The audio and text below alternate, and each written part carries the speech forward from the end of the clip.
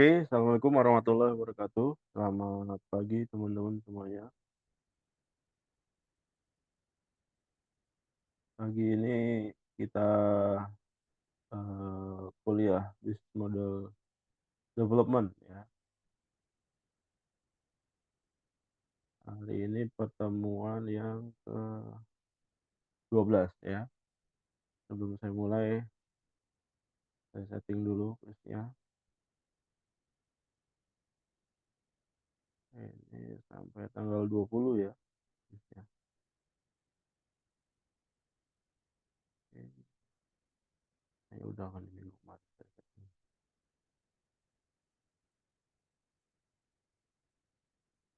Oke, udah semua.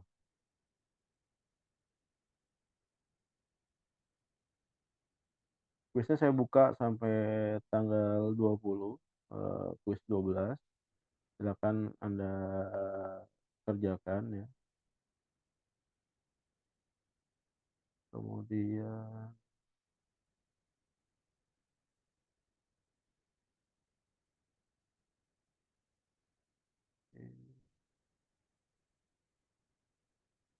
kuis 9 udah ditutup periodenya, udah ada 39 orang yang sudah mengerjakan. Eee, Kuis 10 ada 36 orang, kuis 10 masih ada periodenya nih, eh, 25 Juni Mas, udah lewat sorry ya. Kuis 10 36 orang, periodenya sudah lewat. Kuis 11 buat teman-teman yang belum mengerjakan sampai tanggal 10 Juli. Kuis 11, kuis sesi 11 sampai tanggal 10 Juli. Jangan kelewatan nih teman-teman, kalau kelewatan nanti periode berikutnya masuk ke perbaikan. Nah, kalau perbaikan itu, nilainya nggak maksimal ya, eee, kalau, jadwal normalnya itu Anda bisa 100 kalau benar semuanya, kalau perbaikan maksimal 80 gitu ya. Jadi kalau Anda dapat, benernya lebih kecil lagi ya proporsinya akan lebih kecil lagi nilainya. Nah, kuis 12 ini, eee, pertemuan hari ini ya, end-nya tanggal 20 Juli, 20 Juli. Jangan nungguin, apa, habis ya.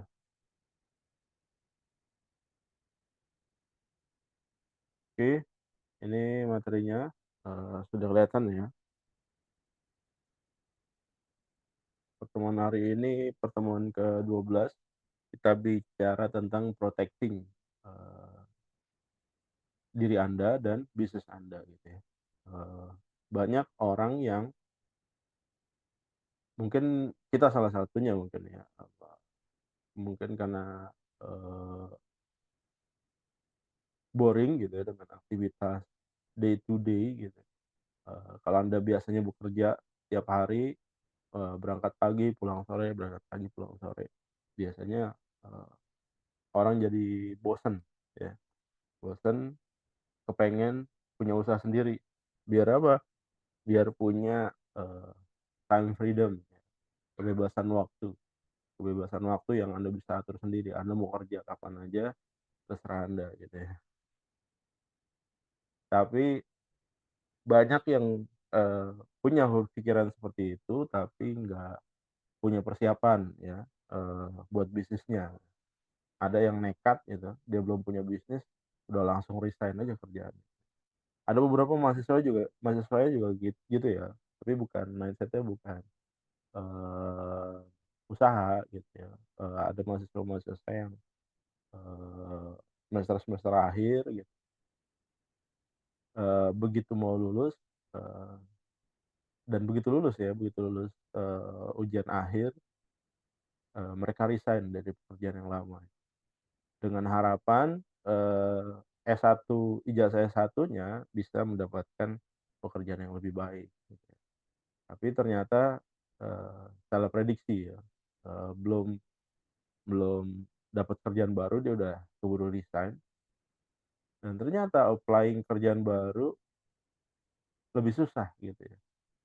Tapi masalahnya adalah, dia udah keburu resign, ya udah akhirnya jadi pengangguran gitu ya, pengangguran yang dalam jangka waktu lama.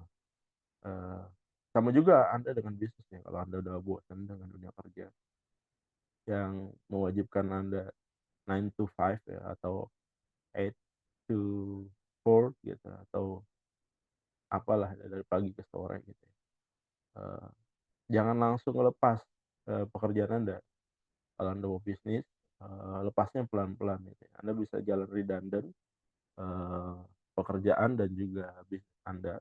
Nanti sekiranya bisnis Anda udah mature gitu ya, udah, bisa menghidupi diri Anda minimal ya, Anda baru bisa, ambil langkah, eee, berani ya untuk, eee, resign dari pekerjaan.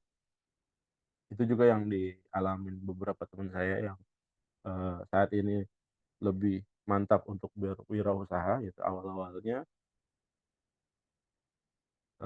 jalankan bisnisnya dia, redundant gitu ya, di sela-sela waktu kerjanya dia, eee, punya bisnis yang lain, dia punya usaha yang lain, jalan bersamaan gitu, eee, sekiranya, eee eee, bisnisnya dia udah bisa menggantikan penghasilan, dia daily ya di perusahaan, dia baru ngambil langkah,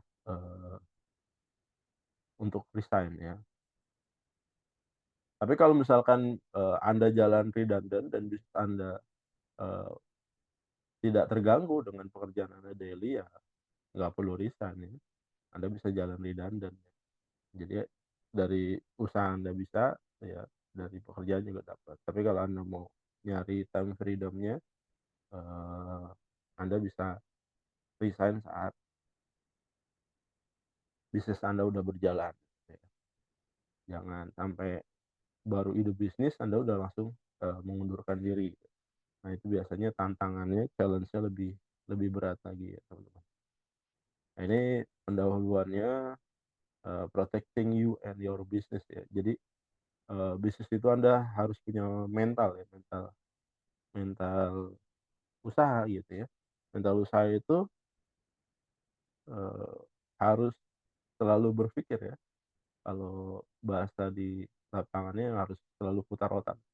Putar otak gimana caranya bisnis kita tetap survive, bisnis kita tetap bertahan di tengah gempuran kompetitor gitu ya, disrupsi teknologi gitu, dan apapun itu gitu ya.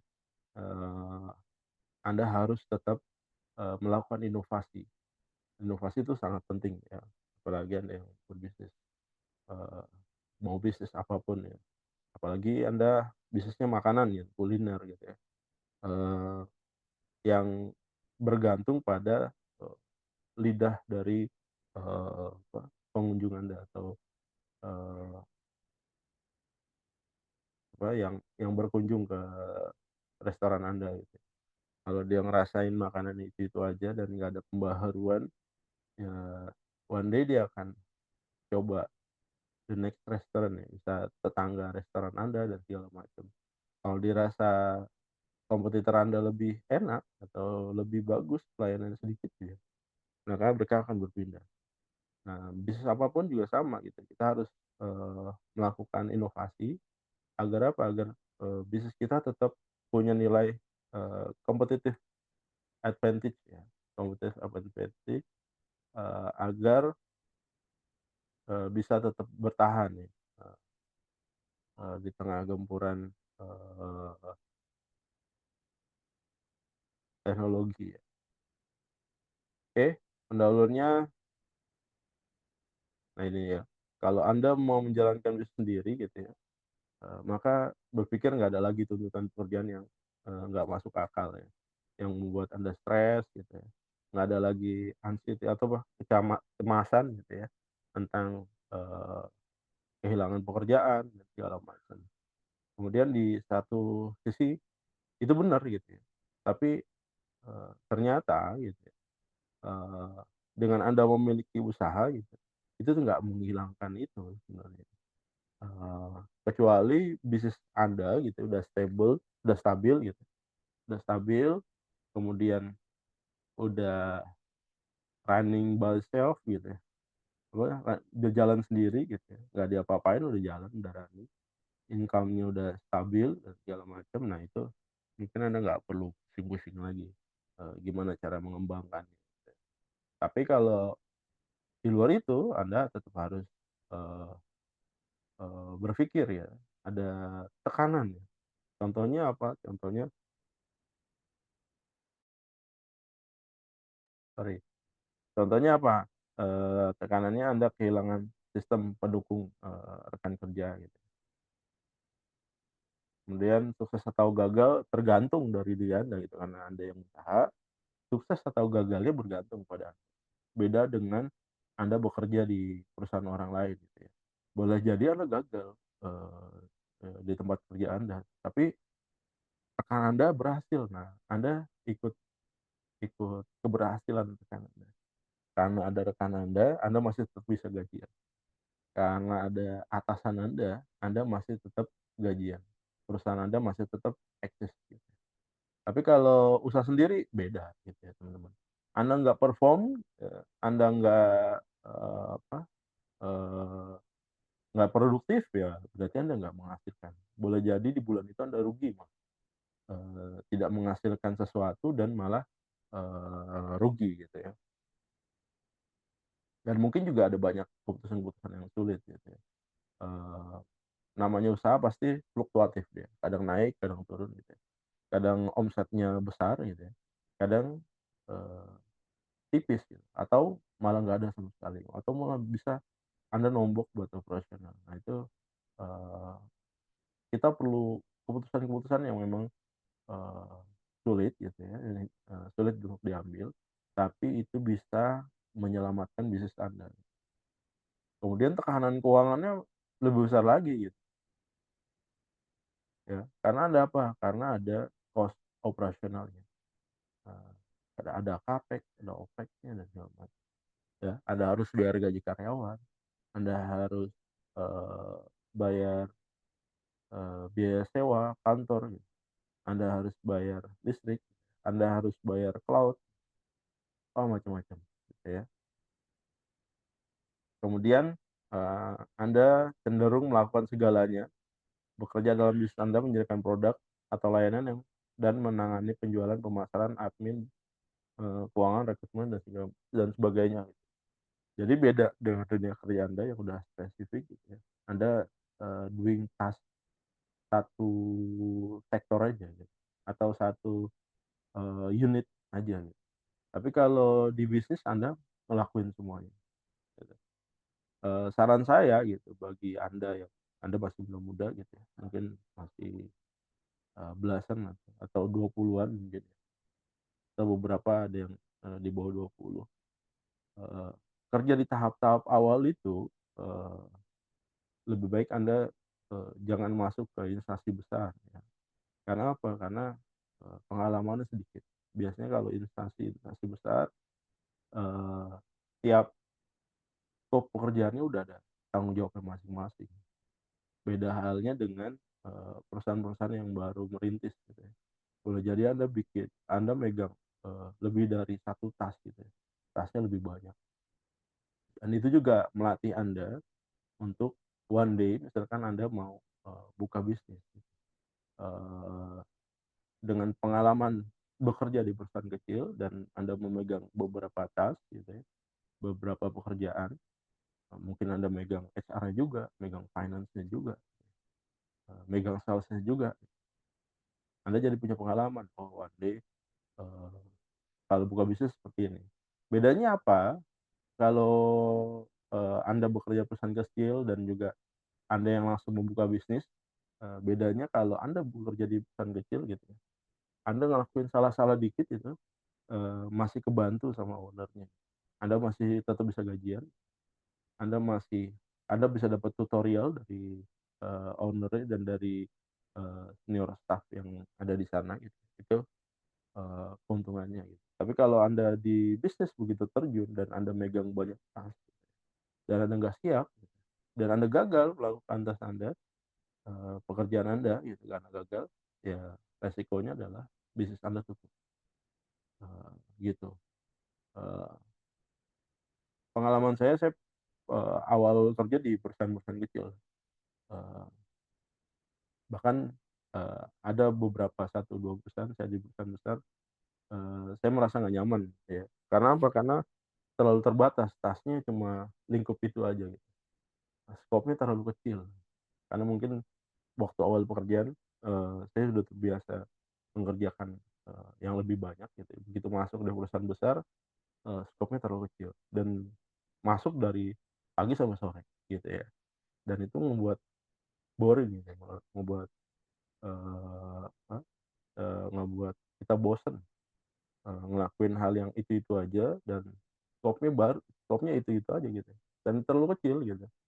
Eee, Dulu gitu waktu saya umur 20-an gitu ya, begitu dapat perusahaan yang besar dan ngelakuin tasnya itu-itu aja, itu saya udah mulai berpikir gitu, kalau 10 tahun lagi saya masih di sini dengan masih mengerjakan yang sama gitu ya, dengan pekerjaan yang, 2, 3 hari udah bisa saya kuasain semuanya gitu ya, berarti sama sama aja gitu ya, saya ngebuang, eee, lifetime saya selama 10 tahun gitu ya, kalau saya kerja di sana 10 tahun, eee, ngebuang waktu saya 10 tahun percuma untuk, ada di perusahaan ini. Eee, Makanya, di perusahaan besar itu saya, eee eee, cenderung nggak lama gitu, begitu, dapat mungkin 1 tahun, 2 tahun ya saya udah resign, pindah lagi ke perusahaan-perusahaan baru gitu. Eee, Pernah juga perusahaan-perusahaan yang, baru mau, mau bangun bisnis gitu ya. Saya pernah masuk ke perusahaan yang, karyawannya baru 6 orang, saya karyawan ke-7 gitu, di absen tuh 7 dan itu memang baru setup dari nol. Dan tasnya itu banyak ya, mulai dari HR gitu, rekrut karyawan, finansial, service, sales, bisnis model dan segala macam dan itu, menghadirkan sesuatu yang baru. Kita ngerasain, feel-nya ngebangun perusahaan dari nol gitu, sampai perusahaan itu berjalan, sampai perusahaan itu punya karyawan ratusan gitu, bahkan hampir 1.000 waktu itu karyawannya. Dan itu juga, begitu jalan running normal gitu dan, skop kerjaannya sudah mulai dipersempit gitu ya, eee, saya nggak bertahan lama juga gitu ya, apa, udah jalan berapa tahun waktu itu, 3 tahun kalau nggak salah. Itu saya lebih pilih mengundurkan diri, eee, karena usia apa, usia saya usia 20 dan usia 30. Usia 20, 30 itu masih usia yang, waktunya belajar kalau menurut saya. Tapi kalau saya usia sekarang gitu, usia 40-an gitu baru, menikmati hasil gitu atau, eee, mindset-nya udah berubah lagi gitu ya. Dulu adalah mencari ilmu di sebuah perusahaan-perusahaan kecil ya, di usia sekarang atau usia 30 ke atas tuh Anda udah mulai mikirin mikirin, usaha yang bikin sustain gitu ya, atau Anda punya bisnis sendiri gitu ya, Anda punya perusahaan sendiri. Nah dari pengalaman itu gitu Anda bisa mengumpulkan dan jadi sebuah, experience dan itu ngebuat Anda bisa memetakan gitu kalau mau buat perusahaan, apa aja yang dibutuhin gitu ya, apa aja yang diperlukan gitu ya. Eee, dan itu juga, ngebantu knowledge kita untuk, apa, berpikir lebih, eee, lebih apa, lebih komprehensif ya, saat membangun sebuah bisnis. Jadi, eee, Anda udah terbiasa berlatih melakukan itu, gitu ya. Kemudian yang selanjutnya mungkin ada keraguan nih, apakah benar untuk meluncurkan sendiri gitu ya, apakah ini produk atau layanan yang tepat, di pasar gitu ya.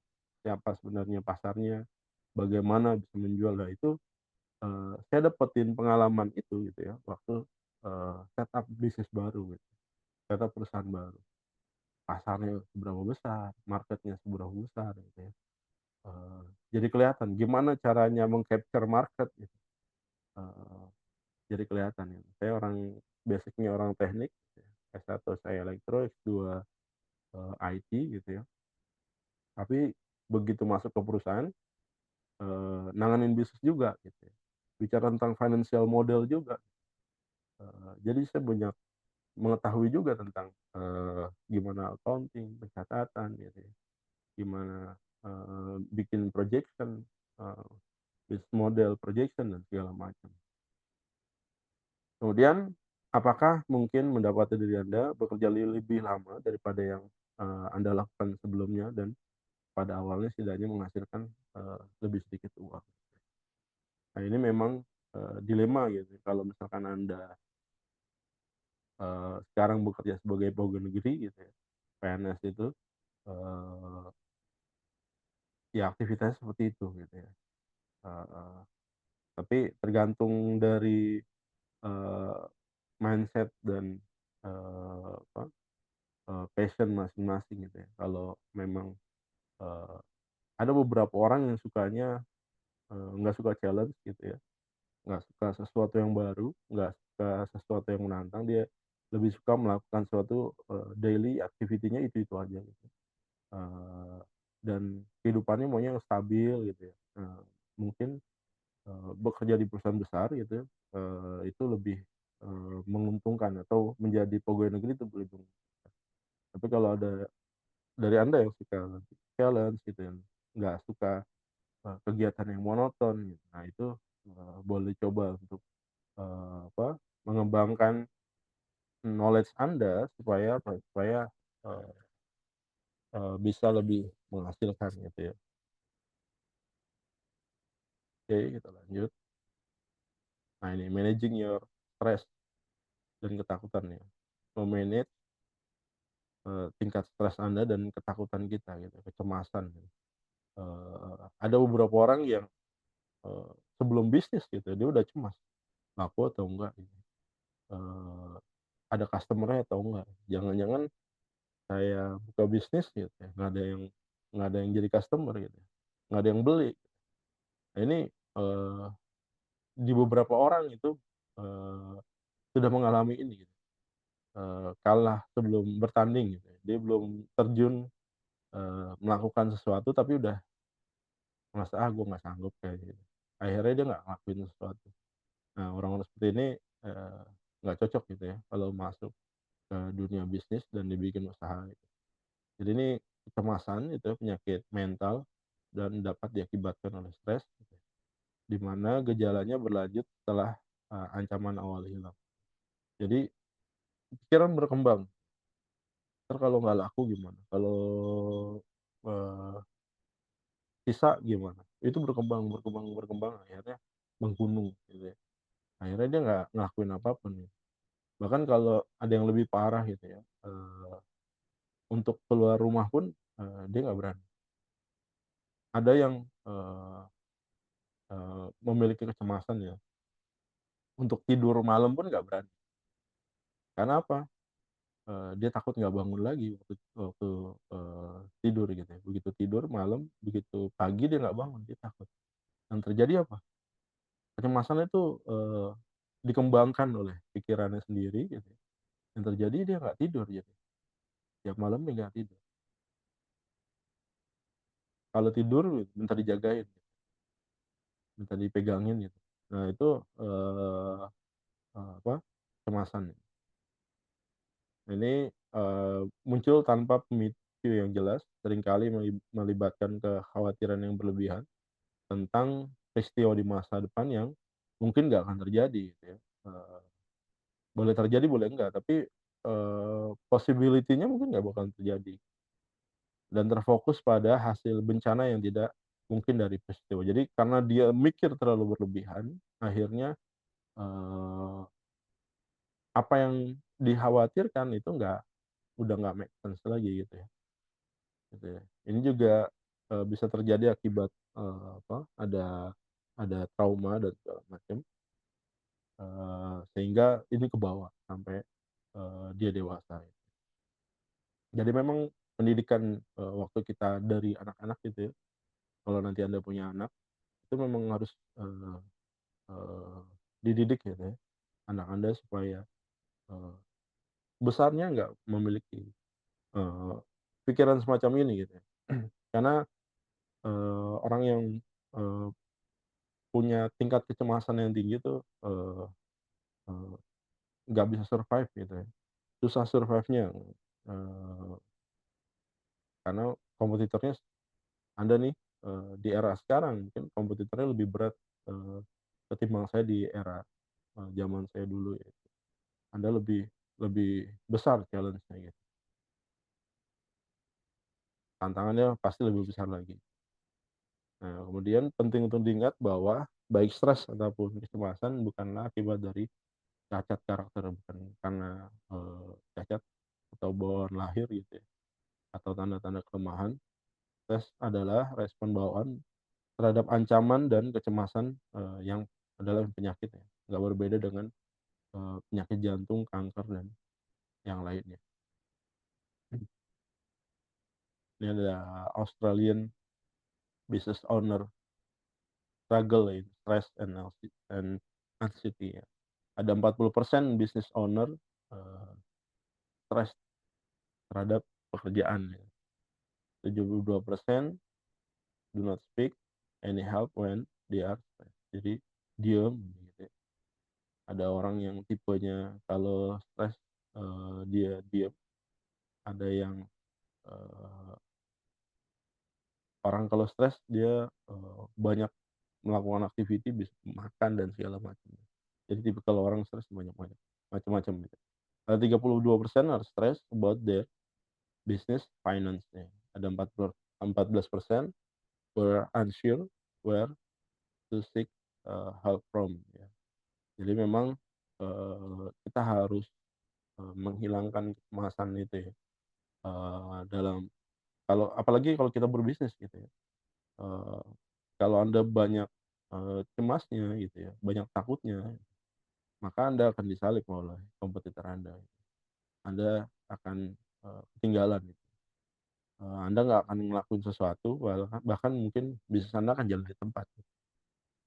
Setiap, eee, langkah yang kita ambil pasti, punya resiko gitu. Anda keluar dari rumah baru melangkah satu langkah aja udah ada resikonya, macam-macam resikonya gitu ya. Kehujanan, kepanasan, gitu. Kemudian serempet motor, serempet mobil, dan segala macam. Tapi kalau ketakutan itu dikembangkan di dalam pikiran Anda, maka itu dan itu udah terjadi bertahun-tahun, maka itu akan membentuk, karakter, dari diri Anda gitu.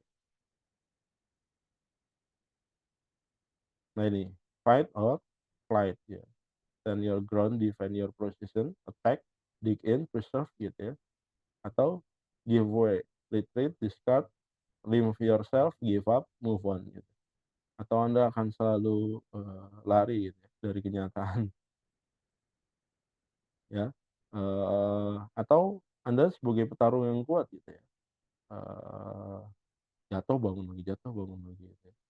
Kalau jadi, eee, jangan bangga ya Anda yang, dari kecil sukses gitu ya, setiap Anda mau apapun gitu ya, itu selalu terpenuhi, jangan bangga dengan itu.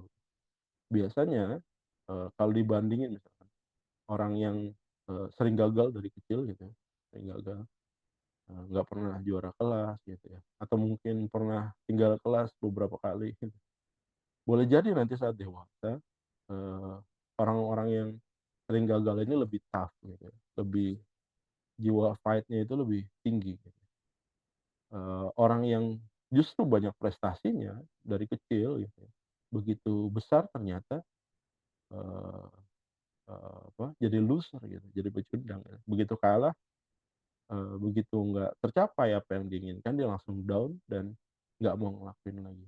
Makanya, nggak ngejamin gitu ya Anda, eee, punya prestasi yang bagus gitu, dari kecil sampai dewasa, nggak jamin nanti waktu kerja Anda lebih sukses ketimbang rekan Anda yang, eee, mungkin pernah tinggal kelas beberapa kali waktu SD, SMP, SMA gitu. Dan saya udah banyak nemuin gitu ya, temen saya ternyata dulunya biasa aja nih, ternyata sekarang jadi pengusaha hebat gitu ya, dia punya bisnis banyak gitu ya. Ada temen saya yang, dari dulu juara kelas gitu ya, kuliahnya juga di tempat yang, bagus gitu ya, universitas ternama, begitu lulus dia masih tetap jadi karyawan, ngelaluin aktivitasnya, dari pagi ke sore, dan hidupnya ya gitu-gitu aja gitu, kekayaannya terukur. Tapi temen saya yang, eee, minim prestasi gitu ya, begitu, dewasa jadi pengusaha besar gitu ya, jadi punya bisnis yang banyak. Nah itu memang mungkin gitu waktu dari kecil sampai dewasa tuh orang yang gagal udah terbiasa dengan kegagalan. Begitu gagal dia coba lagi, gagal dia coba lagi, dia gagal dia coba lagi.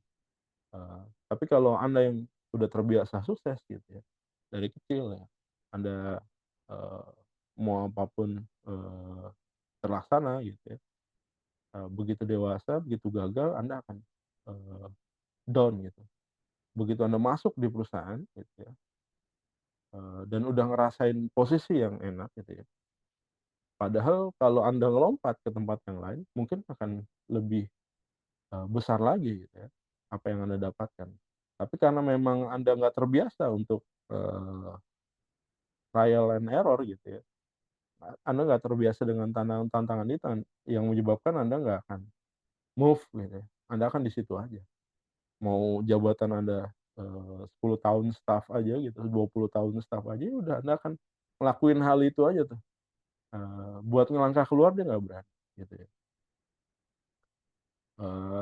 Dan memang jadi terbentuk mentalnya seperti itu. Jadi kalau Anda punya anak nanti kalau gagal disemangatin aja gitu.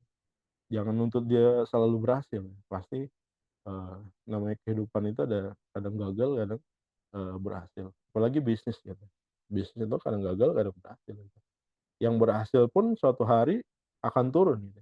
Saya udah pernah bahas gitu, kurvanya kalau apa, kalau bisnis itu, begitu dia begitu di start awal dia akan, mencapai titik mature.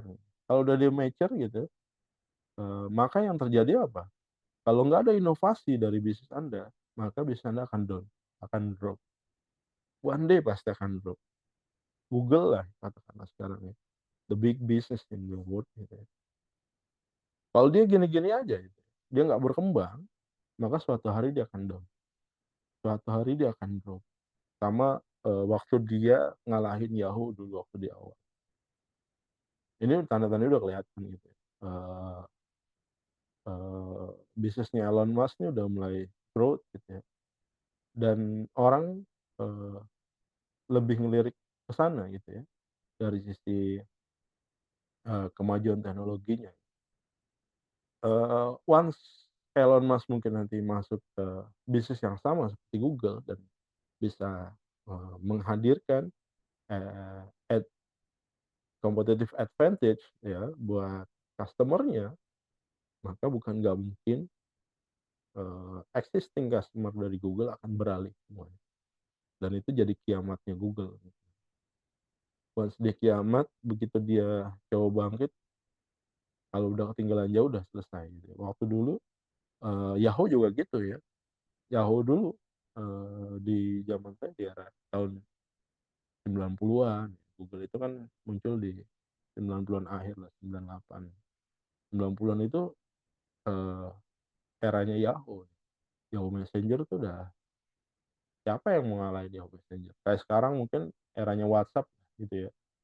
Dulu yang megang Yahoo Messenger, cuma hanya masalahnya Yahoo Messenger dulu hanya bisa buka di versi desktop.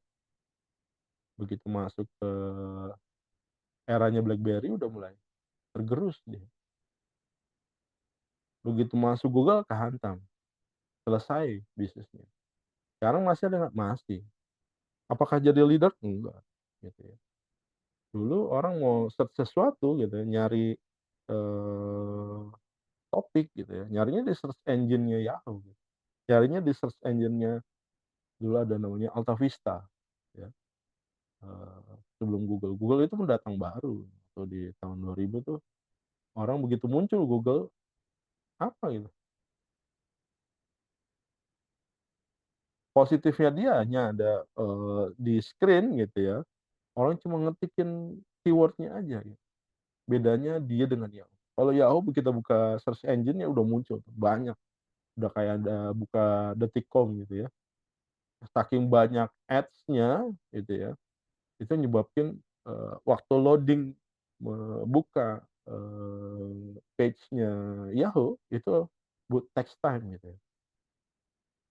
Nah, Google hadir, dengan pembaruan gitu ya. Di tampilan desktop-nya nggak ada iklannya, cuma ada Google, bawahnya search-nya, udah itu aja. Orang yang udah bosen gitu ya, begitu buka buka Yahoo dengan banyak tampilan, dia, akan beralih gitu. Begitu ngelihat Google, oh simpel banget ya, nggak sakit di mata gitu ya, nggak ribet gitu. Orang kan mau mencari sesuatu ya udah nggak usah ditawarin berita-berita yang lain. Kalau dia mau nyari berita yang lain tinggal search lagi aja gitu. Akhirnya pakai Google. Begitu Google, ngasih fasilitas, email, eee, layanan email secara gratis gitu ya, dan email yang nggak banyak spam, udah banyak beralih ke Google dan sampai sebesar ini. Tapi apakah dia sukses di sosial media? Enggak juga gitu. Dulu dia punya sosial media juga Google, tapi, tidak bisa menyaingi Facebook gitu ya. Bisnisnya hanya di situ aja Google. Once nanti akan, berubah lagi ya ke under company mungkin aja, nggak ada yang nggak. Nah, untuk mempertahankan itu dia, selalu fight gitu, tiap hari dia selalu fight. Saya yakin ya dia selalu riset setiap hari, apa nih komputernya si Google tuh ngelakuin apa tiap hari. Apalagi teknologi ya, teknologi tuh, apa, perpindahannya tuh cepet banget gitu ya, cepet banget. Saya pernah cerita, apa, eee, provider seluler ya, sebelum munculnya WhatsApp, eee, dia mau bikin layanan telepon murah gitu ya. Dulu kalau Asia ada SMS bayar per karakter, nah itu dia mau hadirin telepon yang murah banget, cenderung mungkin, nggak kerasa kalau bayar gitu ya. Udah sediain server segala macam, udah dibangun gitu ya, dia habis biaya, ratusan miliar gitu ya. Begitu mau launching besoknya ternyata, malam harinya dia, ngasih berita di apa, di iOS, muncullah WhatsApp yang menghadirkan, layanan telepon gratis gitu ya, dan itu udah selesai gitu ya. Dia belum belum launch tapi nggak jadi launch gara-gara apa? WhatsApp menghadirkan layanan telepon gratis, nggak ada yang kepikiran dulu.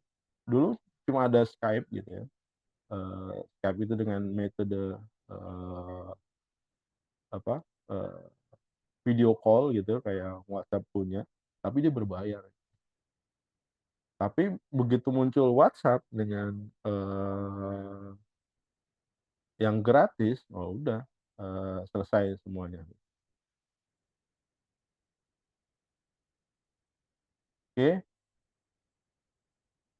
self help ya, ada beberapa hal yang dapat dilakukan oleh diri sendiri untuk, mengelola stres dan kecemasan. Nah ini, alternatifnya banyak ya, tiap orang ngelakuin punya metodenya masing-masing gitu ya. Ada yang kalau dia stres dia butuh liburan gitu ya, atau dia stres dia butuh sendiri gitu ya, macam-macam.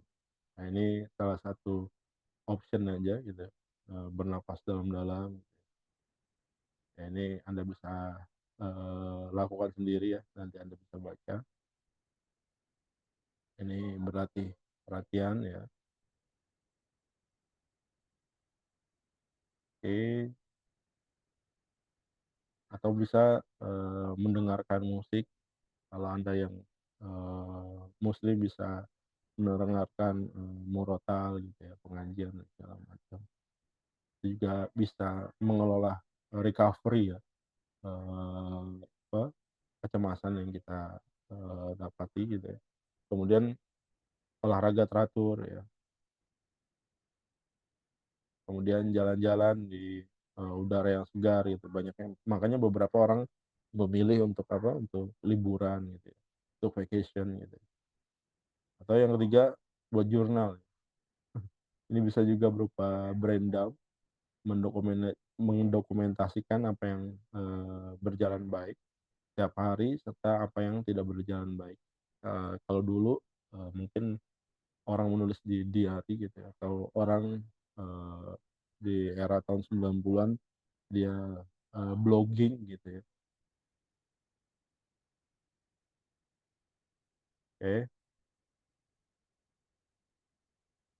tunggu sebentar ya.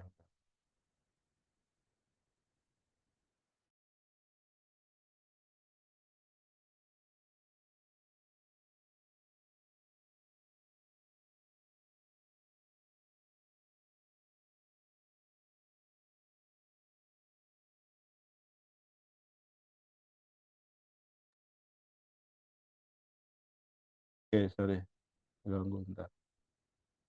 Oke, yang ketiga bisa buat jurnal atau Anda bisa nulis di diary atau Anda bisa, apa, eee, blogging gitu ya. Dulu di era tahun 2000-an, banyak orang, buat blog pribadi ya, isinya banyak curhat gitu ya. Kalau sekarang eranya sosial media gitu ya, orang orang banyak, curhat di sosial medianya.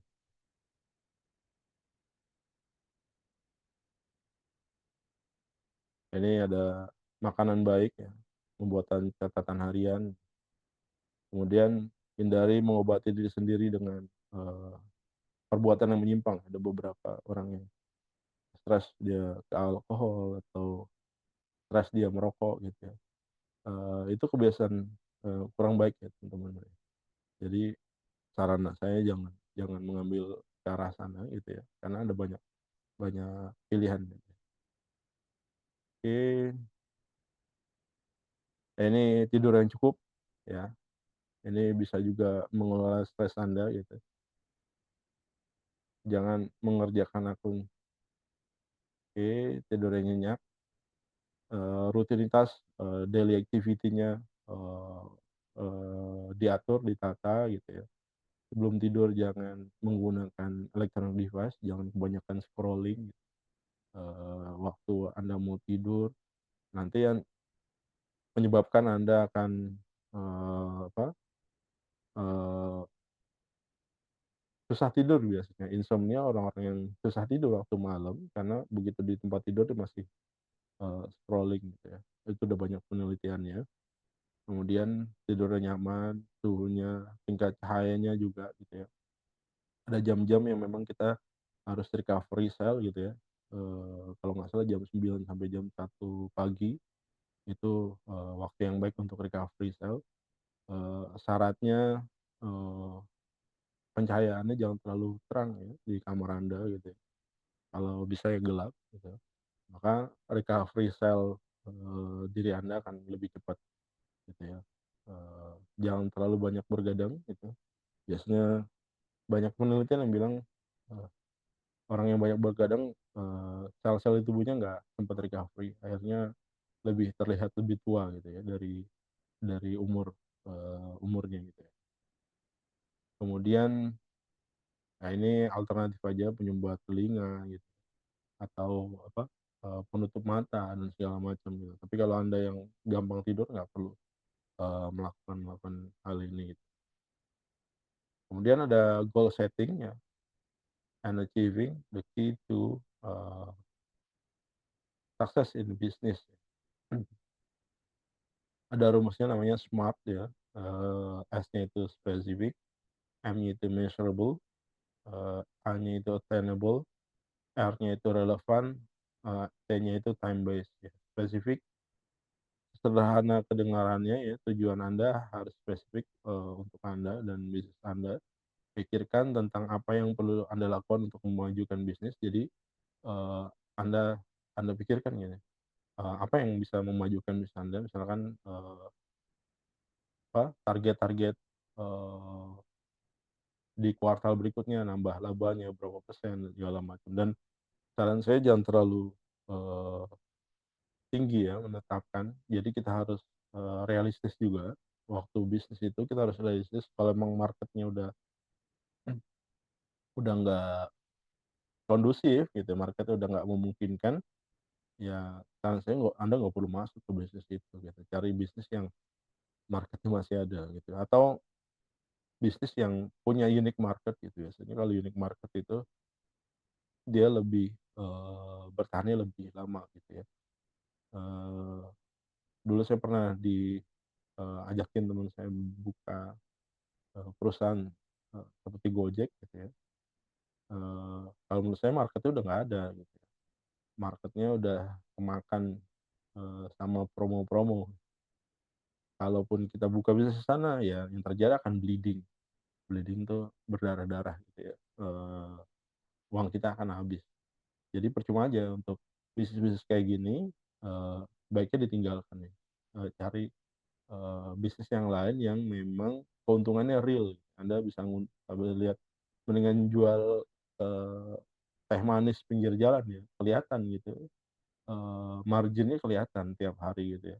Tapi kalau bisnis yang, eee, mengandalkan goodwill gitu dan mencari, cuannya dari, funding ya, dari investor gitu, eee, itu akan, eee, kurang make sense gitu ya. Kecuali memang, dari, eee, tujuan akhirnya funding, tetapi memang, daily activity-nya itu dari bisnis tersebut bisa menghasilkan, cuan juga dan itu bisa Anda ambil juga gitu ya.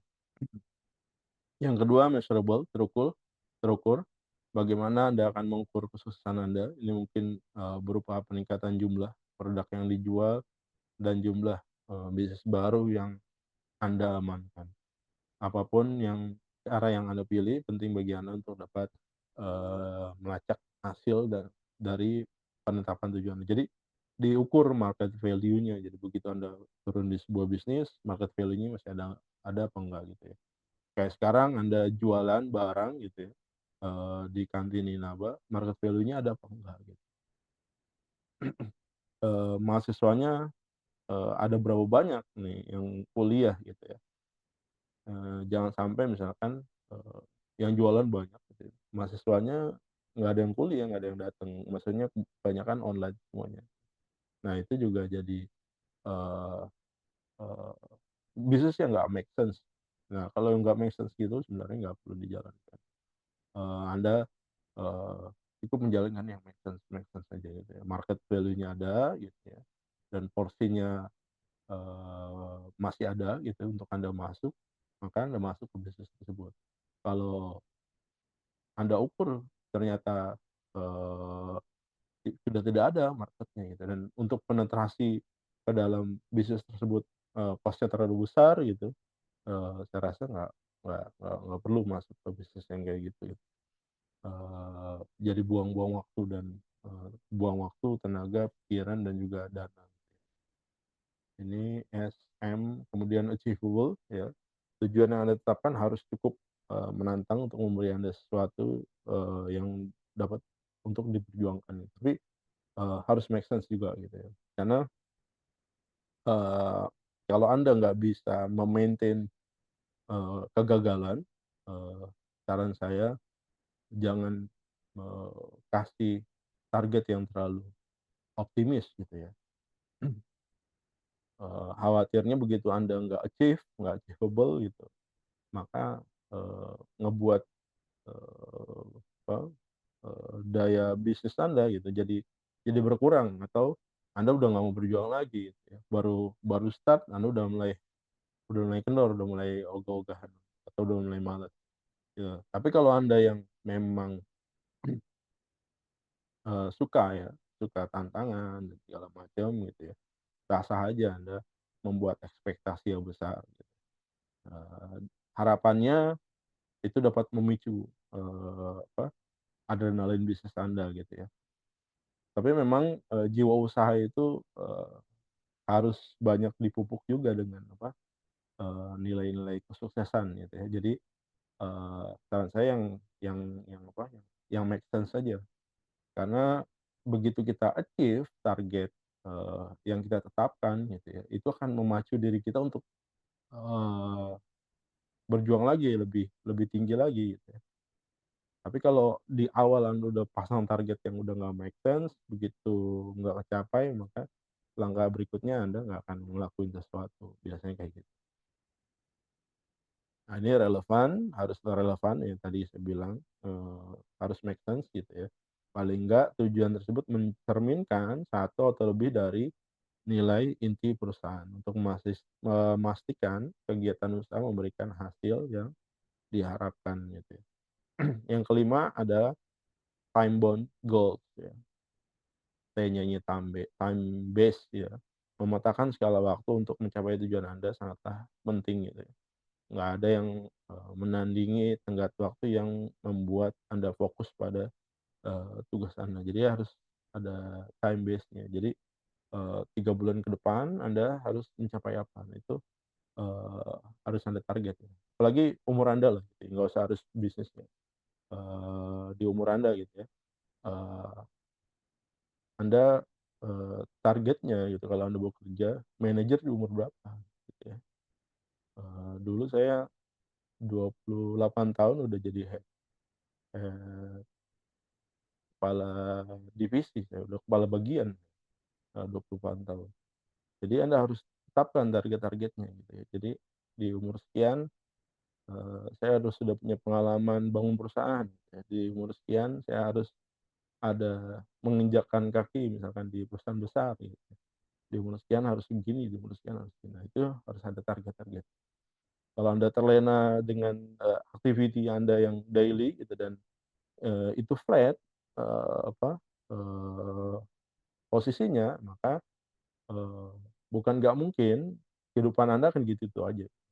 Nanti di saat Anda umur 40 ya, dengan kehidupan Anda yang nggak berkembang dari umur 20 gitu ya, udah pasti nanti sampai umur 60 ya gitu-gitu aja hidup Anda, gitu. Jadi, eee, Anda harus tetapin target-targetnya gitu, tapi kalau udah mencapai targetnya belum tercapai gitu ya, maka harus ada, apa, harus ada adjustment lagi gitu. Apa yang kurang, yang belum Anda lakukan, maka di tahapan berikutnya Anda harus sudah ngelakuin itu, atau dirapel nanti activity-nya gitu ya.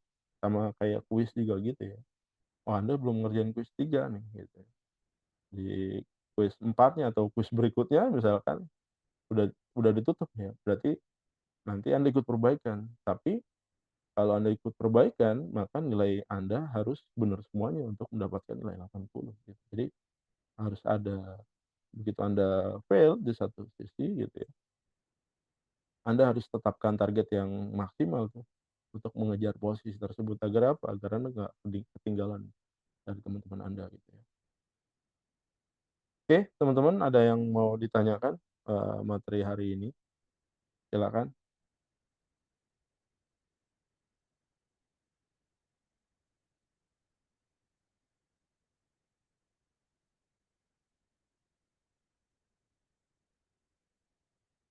silakan yang mau ditanyakan.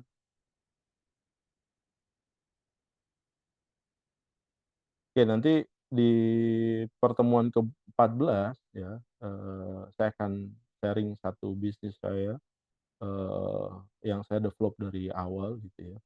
Eee, Nanti Anda bisa register dan Anda bisa bisa ngerasain juga, eee eee, gimana bisnisnya gitu ya. Kalau Anda yang berminat untuk melanjutkan ya itu, dipersilahkan gitu ya. Nanti saya masukin aja ke apa, ke tugas ke-14, salah satu tugas ke-14. Jadi, setting-nya seperti itu. Oke, kalau nggak ada lagi yang ditanyakan, saya rasa cukup perkuliahan, pada pagi hari ini. Jangan lupa mengerjakan kuisnya, kuisnya deadline tanggal 20 untuk kuis ke-12, kuis ke-11-nya deadline-nya tanggal 10. Jadi jangan sampai ketinggalan. Terima kasih atas perhatian dan kerjasamanya. Selamat pagi. Assalamualaikum warahmatullahi wabarakatuh. Waalaikumsalam warahmatullahi wabarakatuh.